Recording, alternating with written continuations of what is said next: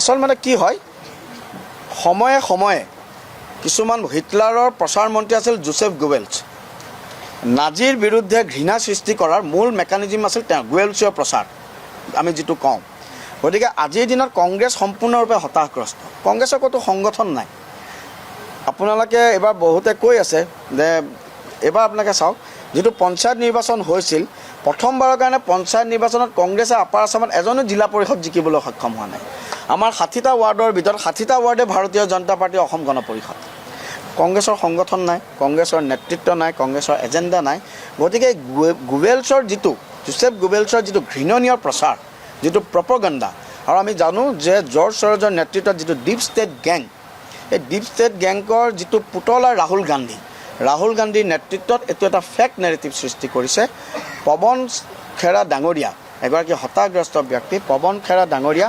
মই যোৱাকালি যেটো কাম তেখেতে কৰিছে আচলতে তেখেতে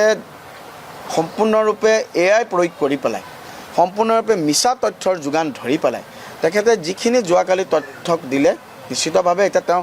মিউজিক ফেচ কৰিব লাগিব পৱন খেৰা ডাঙৰীয়াই কংগ্ৰেছৰ এই সকলো সচেতন ৰাইজে কংগ্ৰেছৰ এই কামৰ কাণ্ডক অত্যন্ত গৰিহণা দিছে মোৰ আচলতে কংগ্ৰেছলৈ বেয়াহে লাগিছে কংগ্ৰেছে যি কৰে সকলোতে এক্সপ'জ হয় কংগ্ৰেছৰ এই কামক পৱন খেৰা ডাঙৰীয়াৰ কামক আমি অত্যন্ত গৰিহণা দিছোঁ নিকৃষ্ট বুলি কৈছোঁ এজন নিকৃষ্টতম ব্যক্তিয়ে এনেকুৱা কাম কৰিব পাৰে আৰু পৱন খেৰা এই নিকৃষ্টতম ব্যক্তিৰ তালিকাত পৰে